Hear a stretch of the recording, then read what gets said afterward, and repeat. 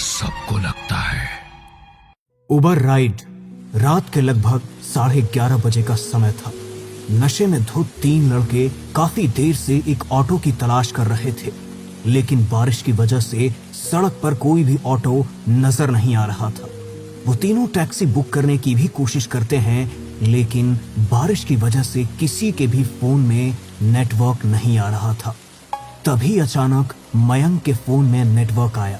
उसने Uber app खोलकर check की तो उनकी लोकेशन के पास एक कैब दिखाई दी। अरे मिल गई टैक्सी, जल्दी से बुक कर लेता हूँ वरना ये भी निकल जाएगी। मयंक ने टैक्सी बुक की।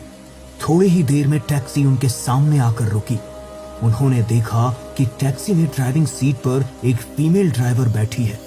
नशे की हालत में फीमेल ड्राइवर को देखकर उन तीनों की आंखें चमक उठी। वो आकर टैक्सी में बैठे और उन तीनों की नजर मानो उस फीमेल ड्राइवर पर ही अटक गई हो। Sir OTP? ओटीपी भी बता देंगे, पहले अपना फोन नंबर बता दे तो चलेगा क्या? टैक्सी ड्राइवर पायल ने धीरज की बात का कोई जवाब नहीं दिया। तभी मोहित बोला, अरे क्यों इतनी खूबसूरत लड़की को परेशान करता है? ओटीपी है 1434। मैडम आप इसकी बात का बुरा मत मानिएगा, थोड़ा पीकर टाइट है आज। तुम्हें डर नहीं लगता क्या कि कहीं तुम्हारे साथ कुछ ऊंच नीच ना हो जाए? वैसे भी आजकल जमाना कुछ अच्छा नहीं है। वो तो हम जैसे सीधे साधे लड़के आपको मिल गए, वरना आपके साथ कुछ भी हो सकता है। नहीं सर, मैं पिछले 3 साल से रात में टैक्सी चला रही हूँ, इसलिए आपको मेरी चिंता करने की कोई जरूरत नहीं है। आप मेरी टेंशन मत लीजिए। क्या सोलर सिस्टम है क्या इसमें? ये मेरा काम है, मुझे इसमें कोई परेशानी नहीं है। अरे ऐसे कैसे ना ले टेंशन? इतनी खूबसूरत लड़की रात में टैक्सी चलाने के लिए निकलेगी तो टेंशन तो हो ही जाएगी ना। वैसे अगर आपको काम की इतनी जरूरत है तो मैं आपको काम दे सकता हूँ, आप मेरे साथ चलिए ना। नहीं सर, मुझे कोई काम नहीं चाहिए, मैं ठीक हूँ। वैसे आपको अशोक मोहल्ले में कहाँ जाना है? जहाँ तुम लेकर जाओगी हम तो वहीं चल पड़ेंगे, पर मुझे तुम्हारे लिए बहुत बुरा लग रहा है। इतनी प्यारी लड़की को ऐसा काम करना पड़ रहा है। कितनी खूबसूरत आंखें हैं तुम्हारी, कितने खूबसूरत होठ। इतना बोलकर मयंक ड्राइवर पायल का चेहरा छूने लगता है, जिससे वो बहुत ज्यादा अनकंफर्टेबल हो जाती है। वो मयंक का हाथ हटाने की कोशिश करती है तो मयंक उसकी तरफ देखकर एक अजीब सी स्माइल देता है। सर प्लीज आप थोड़ा ठीक से बैठिए, वरना गाड़ी का बैलेंस बिगड़ जाएगा। ओह सॉरी सॉरी सॉरी, मुझे पता नहीं था कि आपको बुरा लग जाएगा। इतना बोलकर मयंक जोर जोर से हंसने लगा और उसके साथ साथ उसके दोनों दोस्त धीरज और मोहित भी पायल को देखकर एक क्रीपी सी स्माइल देने लगे। वो बार बार उसे टच करने की कोशिश कर रहे थे, जो कि पायल को बिल्कुल भी अच्छा नहीं लग रहा था। उसने कई बार उन्हें मना करने की कोशिश की, लेकिन वो उसकी बात सुन ही नहीं रहे थे। इतनी छेड़छाड़ और बदतमीजी होने की वजह से पायल की आंखों से आंसू छलक गए थे, लेकिन वो काम करने को मजबूर थी। इसीलिए अपनी आंखों के आंसू पोंछकर खुद को संभालते हुए उसने ड्राइव करना जारी रखा। रास्ते पर कुछ दूरी तक तो आसपास कुछ गाड़ियां थी, लेकिन जैसे जैसे रास्ता आगे बढ़ा तो अंधेरा और ज्यादा गहराता चला गया। आसपास केवल कुछ गिनी चुनी गाड़ियां ही रास्ते पर दिखाई दे रही थी। बारिश और बढ़ गई थी। आसमान में तेज बिजली कड़क रही थी और बिजली के कड़कने की आवाज से पायल के दिल का डर और ज्यादा बढ़ रहा था। वो यही सोच रही थी कि अगर इस सुनसान रास्ते पर उसके साथ कुछ गलत हो गया तो यहाँ पर उसे कोई बचाने वाला भी नहीं है। एक तो सुनसान रास्ता, आधी रात का समय और गाड़ी में एक अकेली लड़की के साथ दारू के नशे में धुत लड़के। किसी भी पल कोई अनहोनी घट सकती थी। अरे बेबी, कितनी ज्यादा घबरा रही हो तुम? हम तुम्हें कोई आवारा लड़के लगते हैं क्या? अच्छे खासे घर के शरीफ लड़के हैं हम, इसलिए तो तुम्हारी खूबसूरती की कद्र कर रहे हैं। बस तुम्हारे साथ थोड़ा सा समय बिताना चाहते हैं। कोई भूत प्रेत नहीं है जो तुम्हें खा जाएंगे। सर थोड़ी देर में आपकी लोकेशन आ जाएगी, फिर मैं आपको ड्रॉप कर दूंगी। प्लीज ये राइड मेरे लिए और मुश्किल मत बनाइए। तभी अचानक आसमान में जोर से बिजली कड़की। अचानक पायल का फोन बजा और चौंक कर उसने कॉल रिसीव कर ली। हेलो, हाँ बेटा, अच्छा ठीक है, मम्मा बस 2 मिनट में आती है। हाँ, तुम बिल्कुल भी घबराना नहीं। अरे माफ करना, हमें पता नहीं था तुम शादीशुदा हो। अरे शादीशुदा है तो क्या हुआ, हमें तो वो भी चलेगी। ये बात बोलकर वो तीनों पायल की तरफ देखकर बड़े ही बदतमीजी से हंसने लगे। तभी पायल ने कहा, सर क्या आप मेरी एक हेल्प कर सकते हैं? अरे जाने मन हेल्प, तुम तो जो मांगो वो तुम्हारे लिए हाजिर है, बोलो। सर एक्चुअली मेरा बेटा घर पर अकेला है और अकेले उसे बहुत डर लग रहा है। मेरा घर यहाँ पास में ही है, क्या मैं बस 1 मिनट के लिए अपने घर जा सकती हूँ? एक बार अपने बेटे को जाकर थोड़ा समझा दूंगी तो वो शांत हो जाएगा। सिंगल पेरेंट हूँ ना, और फैमिली में कोई और है भी नहीं, इसलिए सब खुद ही मैनेज करना पड़ता है। अरे हाँ हाँ तुम जाओ, कोई परेशानी वाली बात नहीं है, लेकिन बस आना जल्दी।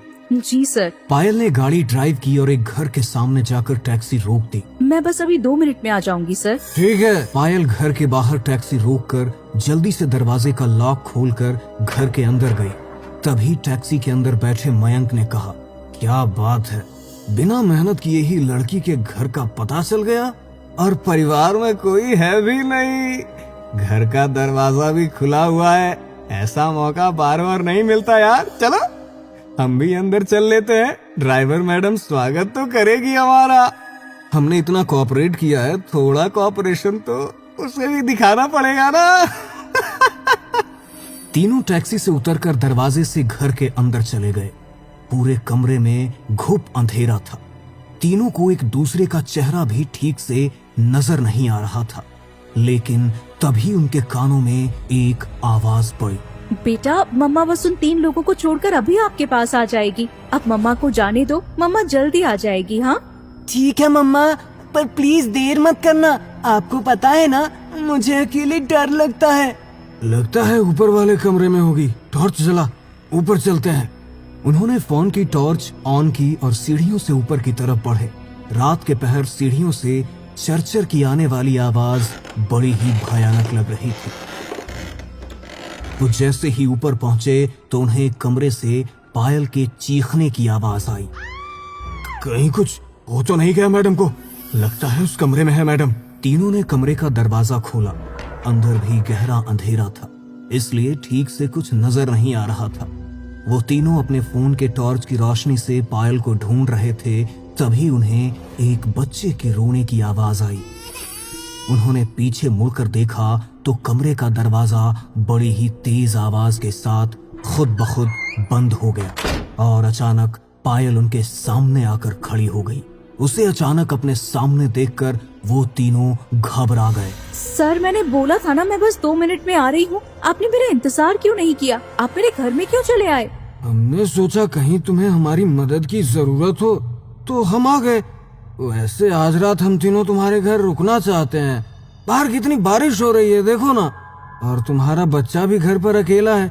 तुम कहाँ पहले हमें छोड़कर आओगी और फिर वापस अपने घर आओगी, इसीलिए हम सोच रहे हैं आज रात यहीं रुक जाते हैं। चाहो तो बदले में तुम पैसे भी ले लेना। पायल के चेहरे पर गुस्सा साफ झलक रहा था। तभी अचानक बड़ी ही तेज बिजली कड़की। बिजली की रोशनी जैसे ही कमरे के अंदर पड़ी, पायल उनके सामने से कहीं गायब हो गई। उन्होंने इधर उधर टॉर्च मारकर देखा, लेकिन पूरे कमरे में पायल कहीं भी नजर नहीं आ रही थी। अचानक उन्हें अपने पीछे से किसी की दबी हुई हंसी की आवाज सुनाई दी। वो पीछे मुड़े, लेकिन अपनी आंखों के सामने का नजारा देखकर उनकी आत्मा सिहर उठी। उनकी आंखों के सामने पायल थी, लेकिन उसका रूप अब पहले जैसा सामान्य नहीं था। उसका पूरा शरीर सफेद पड़ चुका था। आंखें अंदर को धसी हुई बिल्कुल सफेद हो चुकी थी। चेहरे पर एक अजीब सी भयानक मुस्कान, मुंह से खून टपक रहा था और चेहरा गालों के पास से फटा हुआ था, मानो जैसे उसके सामने कोई चुड़ैल आकर खड़ी हो गई हो। उसकी ऐसी हालत देखकर डर के मारे उन तीनों का शरीर पसीने से भीगने लगा।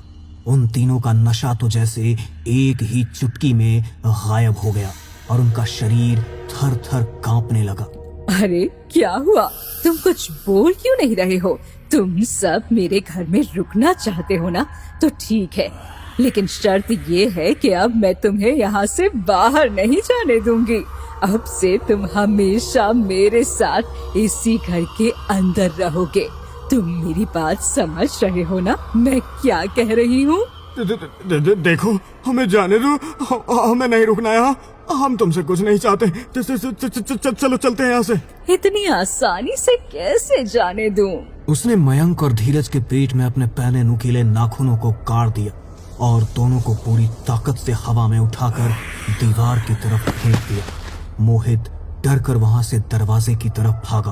वो जैसे ही दरवाजा खोलने की कोशिश करने लगा तो दरवाजे के अंदर से दो बड़े ही भयानक हाथ निकले। उन्होंने मोहित की गर्दन को कस कर पकड़ लिया। मोहित की गर्दन से खून टपकने लगा और वो बेसुध होकर नीचे गिर पड़ा। इसके बाद वो औरत मयंक की ओर बढ़ने लगी। मौका देखकर धीरज ने दरवाजे का हैंडल घुमाया और कमरे से बाहर निकल गए। कमरे से बाहर निकलते ही जैसे ही उसने एक कदम आगे बढ़ाया उसके पैर किसी से टकराए।